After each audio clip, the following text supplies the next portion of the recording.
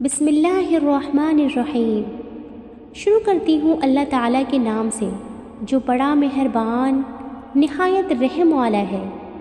یاسین، قسم ہے قرآن با حکمت کی کہ بے شک آپ پیغمبروں میں سے ہیں، سیدھے راستے پر ہیں۔ یہ قرآن اللہ زبردست مہربان کی طرف سے نازل کیا گیا ہے تاکہ آپ ایسے لوگوں کو ڈرائیں جن کے باپ دادا نہیں ڈرائے گئے تھے، سو وہ اسی وجہ سے غافل ہیں۔ ان میں سے اکثر لوگوں پر بات ثابت ہو چکی ہے، سو یہ لوگ ایمان نہ لائیں گے۔ ہم نے ان کے گردنوں میں توق ڈال دیے ہیں، پھر وہ ٹھوڑیوں تک ہیں جس سے ان کے سر اوپر کو الٹ گئے ہیں، اور ہم نے ایک آڑ ان کے سامنے کر دی اور ایک آڑ ان کے پیچھے کر دی، جس سے ہم نے ان کو ڈھانک دیا سو وہ نہیں دیکھ سکتے۔ اور آپ ان کو ڈرائیں یا نہ ڈرائیں دونوں برابر ہیں، یا ایمان نہیں لائیں گے۔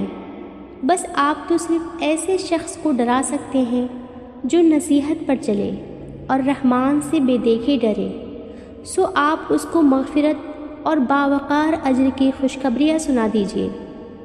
بے شک ہم مردوں کو زندہ کریں گے، اور ہم لکھتے جاتے ہیں وہ اعمال بھی جن کو لوگ آگے بھیجتے ہیں، اور ان کے وہ اعمال بھی جن کو پیچھے چھوڑ جاتے ہیں، اور ہم نے ہر چیز کو ایک واضح کتاب میں ضبط کر کے رکھا ہے۔ اور آپ ان کے سامنے ایک مثال یعنی ایک بستی والوں کی مثال اس وقت کا بیان کیجیے جب کہ اس بستی میں کئی رسول آئے۔ جب ہم نے ان کے پاس 2 کو بھیجا سو ان لوگوں نے اول دونوں کو جھٹلایا، پھر ہم نے تیسرے سے تائید کی، سو ان تینوں نے کہا کہ ہم تمہارے پاس بھیجے گئے ہیں۔ ان لوگوں نے کہا کہ تم تو ہماری طرح معمولی آدمی ہو، اور رحمان نے کوئی چیز نازل نہیں کی، تم نراج جھوٹ بولتے ہو۔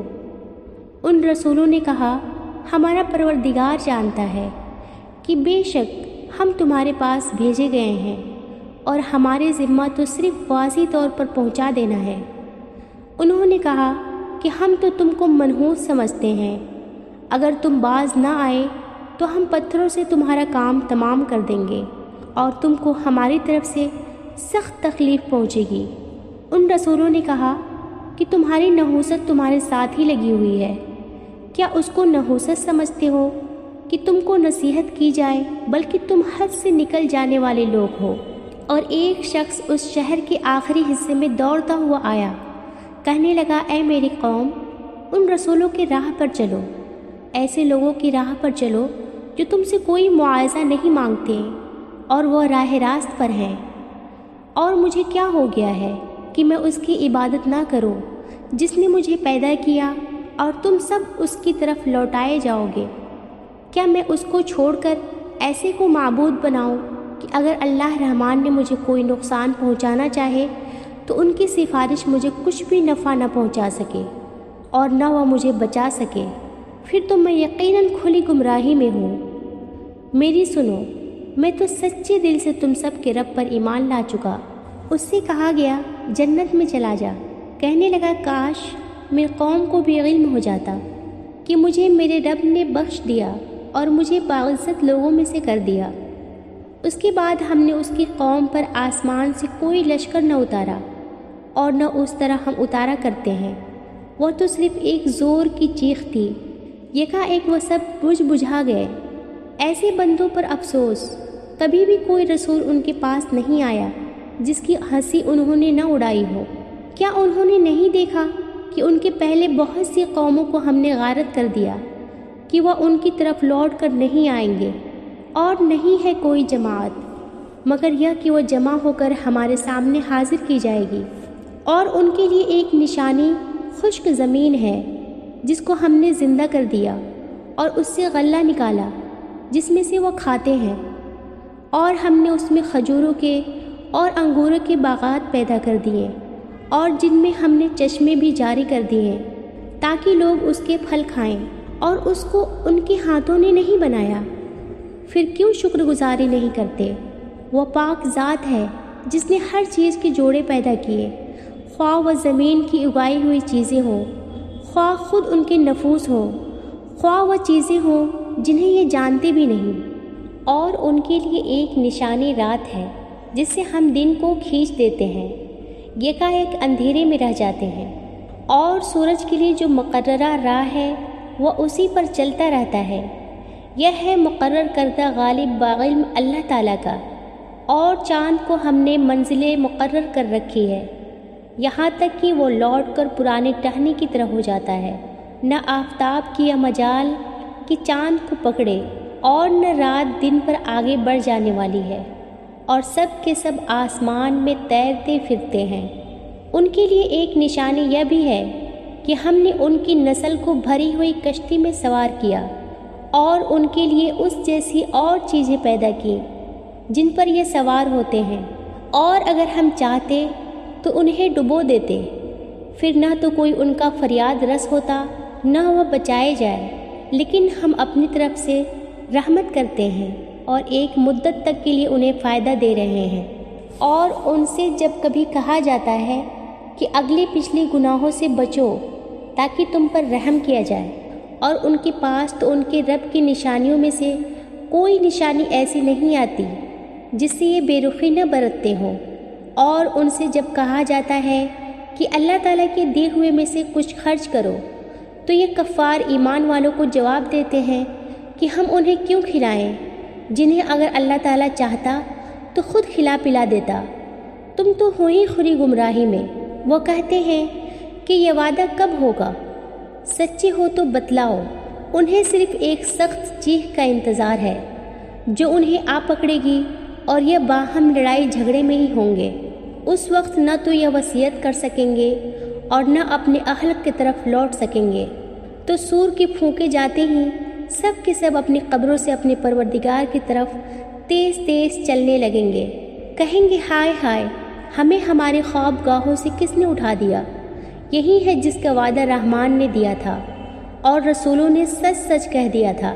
یہ نہیں ہے مگر ایک چیخ کو یکایک سارے کے سارے ہمارے سامنے حاضر کر دیے جائیں گے۔ بس آج کس شخص پر کچھ بھی ظلم نہ کیا جائے گا، اور تمہیں نہیں بدلہ دیا جائے گا مگر صرف انہی کاموں کا جو تم کیا کرتے تھے۔ جنتی لوگ آج کے دن اپنے دلچسپ مشغلوں میں حشاش بشاش ہیں۔ وہ اور ان کی بیویاں سایوں میں مسہریوں پر تکیے لگائے بیٹھے ہوں گے۔ ان کے لیے جنت میں ہر قسم کے میوے ہوں گے، اور بھی جو کچھ وہ طلب کریں گے۔ مہربان پروردگار کی طرف سے انہیں سلام کہا جائے گا۔ اے گنہگارو، آج تم الگ ہو جاؤ۔ اے اولاد آدم، کیا میں نے تم سے قول قرار نہیں لیا تھا کہ تم شیطان کی عبادت نہ کرنا؟ وہ تو تمہارا خلا دشمن ہے، اور میری ہی عبادت کرنا، سیدھی راہ یہی ہے۔ شیطان نے تو تم میں سے بہت ساری مخلوق کو بہکا دیا، کیا تم عقل نہیں رکھتے؟ یہی ہے وہ دوزخ جس کا تمہیں وعدہ دیا جاتا تھا۔ اپنے کفر کا بدلہ پانے کے لیے آج اس میں داخل ہو جاؤ۔ ہم آج کے دن ان کے منہ پر مہر لگا دیں گے، ان کے ہاتھ ہم سے باتیں کریں گے، ان کے پاؤں گواہیاں دیں گے ان کاموں کی جو وہ کیا کرتے تھے۔ اگر ہم چاہتے تو ان کی آنکھیں بے نور کر دیتے، پھر یہ راستے کی طرف دوڑتے پھرتے، لیکن انہیں کیسے دکھائی دیتا؟ اور اگر ہم چاہتے تو ان کی جگہ ہی پر ان کی صورتیں مسخ کر دیتے، پھر نہ وہ چل پھر سکتے اور نہ لوٹ سکتے۔ اور جسے ہم بوڑھا کرتے ہیں اسے پیدائشی حالت کی طرف پھر الٹ دیتے ہیں، کیا پھر بھی وہ نہیں سمجھتے؟ نہ تو ہم نے اس پیغمبر کو شعر سکھائے اور نہ یہ اس کے لائق ہیں۔ وہ تو صرف نصیحت اور واضح قرآن ہے تاکہ وہ ہر اس شخص کو آگاہ کر دے جو زندہ ہے اور کافروں پر حجت ثابت ہو جائے۔ کیا وہ نہیں دیکھتے کہ ہم نے اپنے ہاتھوں بنائی ہوئی چیزوں میں سے ان کے لیے چوپائے بھی پیدا کر دیے جن کے مالک ہو گئے ہیں، اور ان مویشیوں کو ہم نے ان کے تابع فرمان بنا دیا ہے جن میں سے بعض تو ان کی سواریاں ہیں اور بعض کا گوشت کھاتے ہیں۔ انہیں ان سے اور بھی بہت سے فائدے ہیں اور پینے کی چیزیں، کیا پھر بھی یہ شکر ادا نہیں کریں گے؟ اور وہ اللہ کے سوا دوسروں کو معبود بناتے ہیں تاکہ وہ مدد کیے جائیں، حالانکہ ان میں ان کی مدد کی طاقت ہی نہیں، لیکن پھر بھی ان مشرکین ان کے لیے حاضر باش لشکری ہیں۔ بس آپ ان کی بات غمناک نہ کریں، ہم نے ان کی پوشیدہ اور علانیہ سب باتوں کو بخوبی جانتے ہیں۔ کیا انسان کو اتنا بھی معلوم نہیں کہ ہم نے اسے نطفے سے پیدا کیا، پھر یکایک وہ سری جھگڑالو بن بیٹھا اور اس نے ہمارے لیے مثال بیان کی اور اپنی اصل پیدائش کو بھول گیا، کہنے لگا ان کی گلی سڑی ہڈیوں کو کون زندہ کر سکتا ہے؟ آپ جواب دیجئے کہ انہیں وہ زندہ کرے گا جس نے انہیں اول مرتبہ پیدا کیا ہے، جو سب کی طرف پیدائشی کا بخوبی جاننے والا ہے۔ وہی ہے جس نے تمہارے لیے سبز درخت سے آگ پیدا کر دی جس سے تم یکایک آگ سلگاتے ہو، جس نے آسمانوں اور زمین کو پیدا کیا ہے، کیا وہ ان جیسوں کو پیدا کرنے پہ قادر نہیں؟ بے شک قادر ہے، اور تو وہی پیدا کرنے والا دانا بینا ہے۔ وہ جب کبھی کسی چیز کا ارادہ کرتا ہے اسے اتنا فرما دینا کافی ہے کہ ہو جا، وہ اسی وقت ہو جاتی ہے۔ بس پاک ہے وہ اللہ جس کے ہاتھ میں ہر چیز کی بادشاہت ہے اور جس کی طرف تم سب لوٹائے جاؤ گے۔